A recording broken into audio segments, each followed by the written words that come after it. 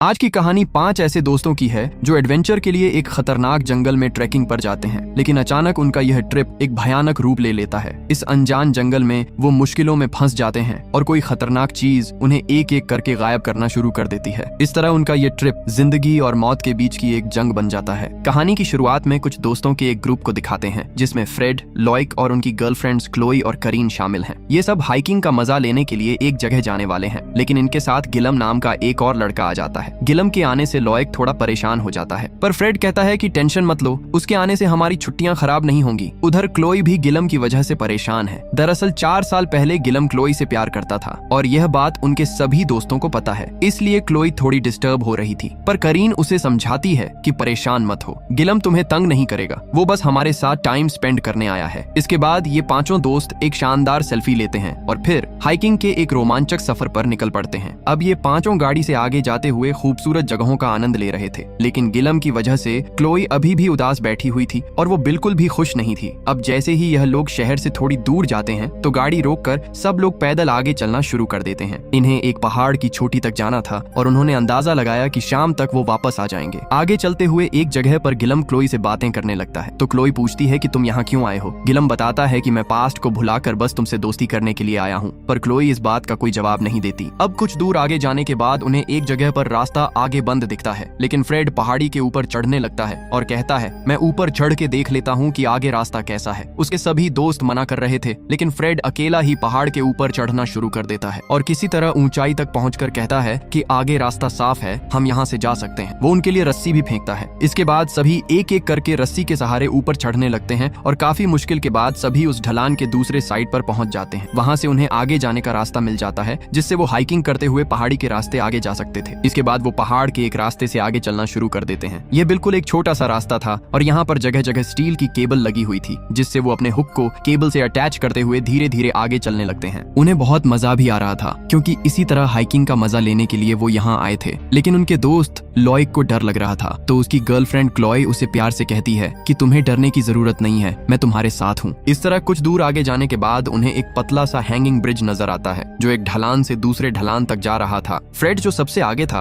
वो बाकियों को बताता है कि दूसरी तरफ जाने का यही एक रास्ता है और हाइकिंग का सबसे ज्यादा मजा हमें इसी ब्रिज पर आने वाला है, इसीलिए हमें अपना हुक बहुत केयरफुली लगाकर एक एक करके आगे चलना होगा, क्योंकि यह ब्रिज शायद हम सभी का वेट उठा नहीं पाएगा। इसके बाद फ्रेड सबसे पहले आगे जाता है और किसी तरह ब्रिज क्रॉस करके दूसरी तरफ पहुंच जाता है। इसके बाद वो एक एक करके आगे जाते हुए ब्रिज को क्रॉस करने लगते हैं। सबसे पीछे रह जाते हैं लॉयक और करीन, लेकिन लॉयक यहाँ पर डरने लगता है क्योंकि उसे हाइट से बहुत ज्यादा डर लगता है, जिस वजह से वो आगे नहीं जा पा रहा था। तब उसकी गर्लफ्रेंड क्लोई उसकी तरफ आती है और उसे समझाती है कि हम तुम्हारे साथ हैं, तुम्हें डरने की जरूरत नहीं है। जिसके बाद वो किसी तरह डरते डरते आगे चलते हुए चट्टान तक पहुंच जाता है। अब सभी चट्टान पर आ गए थे, सिर्फ करीन ही बाकी रह गई थी, जो अभी भी ब्रिज के बीच में थी। तभी बाकी लोगों को दिखता है कि ब्रिज की केबल धीरे धीरे खुल रही है, तो वो करीन से कहते हैं जल्दी आगे चलो, ब्रिज टूटने वाली है। करीन डर जाती है और जल्दी से आगे जाने लगती है, लेकिन देखते ही देखते ब्रिज के सारे स्क्रू निकल जाते हैं और वो ब्रिज टूटकर एकदम नीचे गिर जाती है। पर करीन अपने हुक के सहारे केबल से लटक जाती है। सभी घबरा जाते हैं कि अब क्या होगा। करीन भी बहुत ज्यादा डर जाती है। वो आगे जाने की कोशिश करती है, पर वो कुछ कर नहीं पा रही थी। जिसके बाद फ्रेड मदद के लिए उसकी तरफ रस्सी फेंकता है और करीन भी उस रस्सी को पकड़ लेती है। फिर सभी मिलकर उसे अपनी तरफ खींचने लगते हैं। जैसे ही फ्रेड उसका हाथ पकड़ता है, इतने में ब्रिज के बाकी बचे केबल भी टूटकर एकदम नीचे गिर जाते हैं। लेकिन करीन की जान बच जाती है और वो बहुत ज्यादा डरने की वजह से रोने लगती है, लेकिन उसका बॉयफ्रेंड उसे संभालता है। इसके बाद फ्रेड मैप निकाल कर देखने लगता है, तो उसे पता चलता है कि इस जगह से वापस जाने का सिर्फ यही एक रास्ता था। अब इस जगह से आगे जाने के अलावा कोई और रास्ता नहीं है। ये सुनकर लॉयक फ्रेड पर गुस्सा करने लगता है कि तुमने हमें यहाँ लाकर फंसा दिया। लेकिन फ्रेड बोलता है चिंता मत करो, क्या पता हमें आगे जाकर कोई और रास्ता मिल जाए, इसलिए हमें बिना रुके रात होने से पहले यहाँ से निकलना होगा। इसके बाद पांचों फिर से आगे चलना शुरू कर देते हैं और केबल के सहारे एक ढलान के रास्ते आगे जाने लगते हैं। लेकिन एक जगह पहुंचने के बाद इन्हें पता चलता है कि आगे से केबल नहीं लगी हुई है, यानी कि अब यह लोग बिना केबल के आगे नहीं जा सकते। इन्हें अब यहाँ से निकलने का और कोई रास्ता नजर नहीं आ रहा था। तो फ्रेड और करीन कहते हैं कि हमें ढलान के ऊपर जाकर देखना होगा, वहाँ शायद और कोई रास्ता हो सकता है। फिर ऊपर जाकर हम इन तीनों को रस्सी के सहारे खींच लेंगे। जिसके बाद करीन और फ्रेड किसी तरह ऊपर ढलान पर जाने लगते हैं। अब यहाँ पर बस 3 लोग हैं, लेकिन लॉयक को ऊंचाई की वजह से बहुत ज्यादा डर लगने लगता है। वो भी उनके जैसे सेफ्टी हुक के जरिए केबल पर लॉक है, पर वो ऊंचाई की वजह से कांपने लगता है और कहता है मेरा हाथ थक चुका है, मुझसे ये केबल छूटने वाली है। तो उसकी गर्लफ्रेंड उसे समझाती है कि तुम नहीं गिरोगे, तुम हुक के सहारे सेफ हो, अपने हाथ को ढीला रखो और शरीर पर प्रेशर मत डालो। लेकिन लॉयक इस मोमेंट पर अपनी गर्लफ्रेंड की बात नहीं समझ पाता और बहुत ज्यादा कांपने की वजह से उसका पैर फिसल कर हुक के सहारे केबल पर लटक जाता है। उसका सारा वेट केबल पर लगने की वजह से गिलम भी उसकी तरह लटक जाता है। लॉयक डर के मारे बहुत ज्यादा चिल्लाने लगता है और हिलने लगता है, जिस पर गिलम कहता है तुम ज्यादा हिलो मत, नहीं तो हम सब नीचे गिर जाएंगे। दूसरी तरफ फ्रेड और करीन को देखते हैं जो ढलान के ऊपर आगे जाकर जंगल में रास्ता ढूंढ रहे थे। फ्रेड परेशान हो जाता है और कहता है शायद आगे और कोई रास्ता नहीं है। इतने में एक ट्रैप उसके पैर पर फंस जाता है और वो चिल्लाने लगता है। ट्रैप की वजह से उसके पैर से खून निकलने लगता है। यह देखकर करीन उस ट्रैप को खोलने की बहुत कोशिश करती है, लेकिन वो नहीं खुल पाती और फ्रेड दर्द से तड़पने लगता है। इसके बाद फ्रेड कहता है मुझसे सहा नहीं जा रहा, तुम रस्सी लेकर जाओ और उनको पहले ऊपर लेकर आओ, मैं यहीं रहूंगा। करीन भी हड़बड़ी में ढलान के पास जाती है और ऊपर से रस्सी नीचे डालती है। फिर रस्सी के सहारे वो तीनों को किसी तरह खींचकर ऊपर ले आती है। फिर वो सभी से कहती है कि फ्रेड एक ट्रैप में फंस गया है, हमें जल्दी जाकर उसे निकालना होगा। फ्रेड को देखते हैं जो दर्द के मारे तड़प रहा होता है। तभी हमें दिखाया जाता है कि उस ट्रैप में एक चेन भी बंधी हुई थी जिसे कोई धीरे धीरे खींचने लगता है। फ्रेड कुछ समझ पाता उससे पहले कोई उसे वहां से खींच कर कहीं ले जाता है। इतने में बाकी सब वहां पहुंच जाते हैं जहां फ्रेड घायल पड़ा हुआ था, लेकिन अब यहाँ फ्रेड उन्हें नहीं मिलता, जिससे सभी हैरान हो जाते हैं और चारों तरफ ढूंढने लगते हैं। करीन कहती है मैंने तो उसे यहीं पर छोड़ा था, वो कहाँ गया होगा।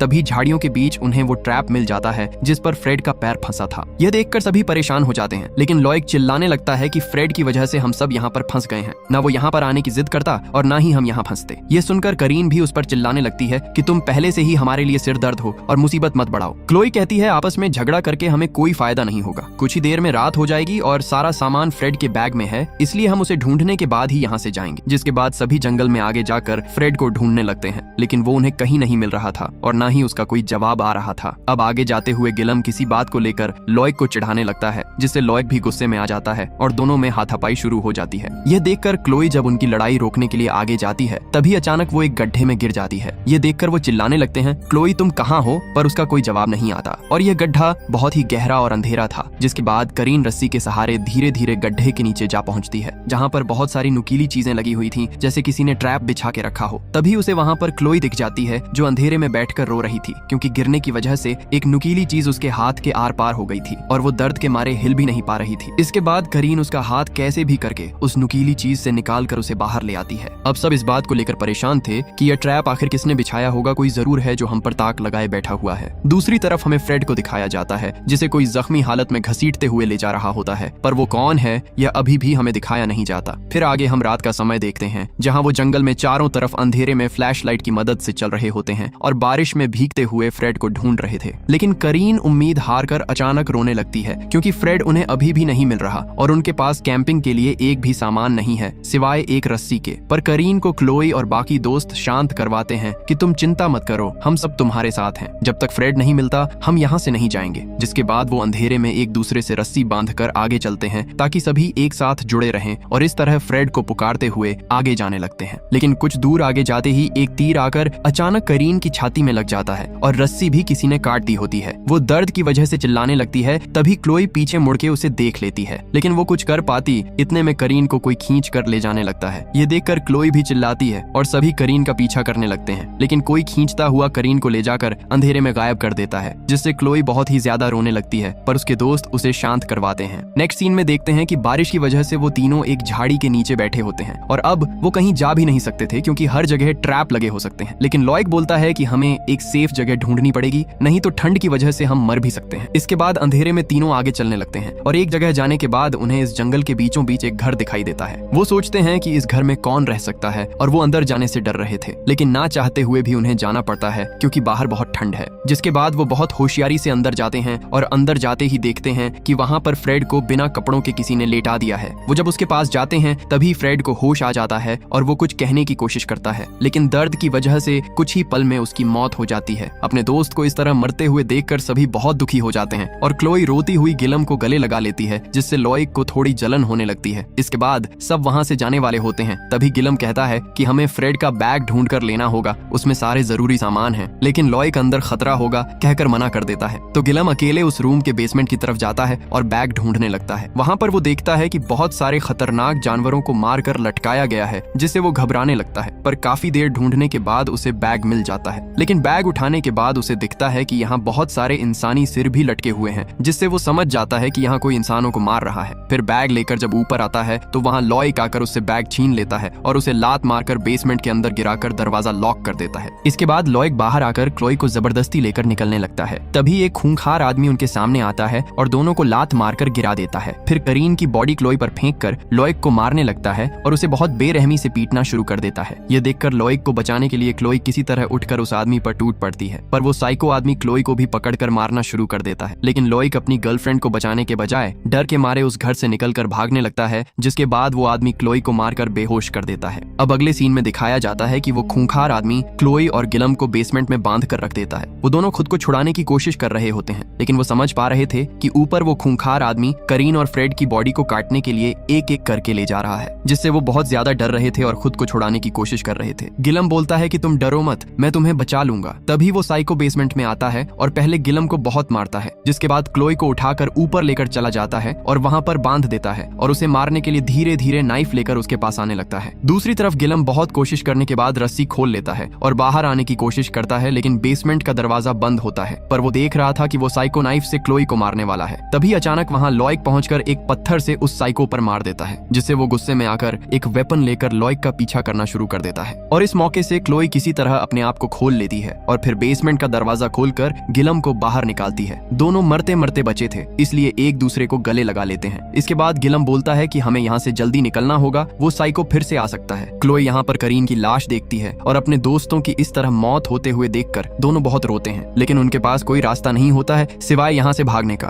फिर गिलम सेफ्टी के लिए क्लोई को एक नाइफ दे देता है और क्लोई बोलती है कि हमें इस जंगल से निकलने से पहले लॉयक को बचाना होगा। फिर आगे सुबह का सीन देखते हैं, जहाँ लॉयक अभी भी अपनी जान बचाने के लिए भाग रहा होता है, क्योंकि वो साइको अभी भी उसके पीछे पड़ा हुआ है। उधर गिलम और क्लोई भी लॉयक को ढूंढने के लिए निकल पड़े थे, पर वो साइको अब अपने वेपन में तीर रेडी करता है और लॉयक पर चलाना शुरू कर देता है। एक तीर जाकर लॉयक के पैर में लग जाता है, जिससे वो दर्द के मारे तड़पने लगता है, लेकिन फिर भी वो भागना बंद नहीं करता और जाते जाते एक ढलान के पास पहुंच जाता है। तभी वहां पर वो साइको भी आ जाता है और उसे मारना शुरू कर देता है। लॉयक भी उसके साथ लड़ने की कोशिश करता है और उसी दौरान लॉयक अपने पैर से तीर निकालकर साइको के पैर में मार देता है और उसे बहुत तड़पाने लगता है। फिर एक पत्थर उठाकर उसके मुंह पर मारना शुरू कर देता है और किसी तरह उससे बचते हुए ढलान पर बने एक सीढ़ी पर जाकर लटक जाता है। ये देखकर वो साइको भाग जाता है, क्योंकि उसके दोस्त यहाँ पहुंचने वाले थे। इसके बाद क्लोई और गिलम वहां पहुंचते हैं और लॉयक को ऊपर लाने के लिए गिलम अपना हाथ बढ़ाकर उसे पकड़ लेता है, लेकिन यहाँ पर गिलम अपना बदला लेने का सोचता है, क्योंकि वो उसके एक्स का बॉयफ्रेंड है और बेसमेंट में भी लॉयक ने उसे मारने की कोशिश की थी। इसीलिए गिलम धीरे धीरे उसका हाथ छोड़ने लगता है और ऐसे एक्टिंग करता है जैसे उसका हाथ फिसल रहा है और आखिरकार लॉयक का हाथ छोड़कर उसे मरने के लिए नीचे फेंक देता है। क्लोई देखकर बिल्कुल पागल सी हो जाती है, पर गिलम उसे शांत कराने की एक्टिंग करता है। तभी पीछे से एक तीर आकर गिलम के सर में लग जाता है और वहीं पर उसकी मौत हो जाती है। ये देखकर क्लोई बदला लेने के लिए एकदम पागल सी हो जाती है और गुस्से में अपना नाइफ निकालकर उस साइको को मारने के लिए बढ़ती है और उस पर नाइफ से हमला करना शुरू कर देती है। पर वो साइको बहुत खतरनाक था, वो भी उसे बहुत मारता है और दोनों के बीच एक खतरनाक लड़ाई होती है। लेकिन इसी दौरान क्लोई नाइफ उसके गले पर मार देती है, जिससे वो तड़पने लगता है, जिसके बाद वो उसे वहीं तड़पने के लिए छोड़ देती है और वहां से निकल जाती है। फिर कहानी के आखिर में हम देखते हैं कि क्लोई यहाँ पर लगे हुए एक केबल के जरिए ढलान के दूसरी तरफ निकल जाती है। जाते वक्त हम क्लोई को रोते हुए देखते हैं, क्योंकि उनके पूरे ग्रुप में सिर्फ वही अकेली बच पाई है। इसी अकेले सर्वाइवर के साथ ये कहानी यहीं एंड हो जाती है। तो दोस्तों, इसी तरह की कहानियों के लिए हमारे चैनल को सब्सक्राइब जरूर करना और मैं मिलूंगा आपसे किसी नए दिन एक नई कहानी के साथ।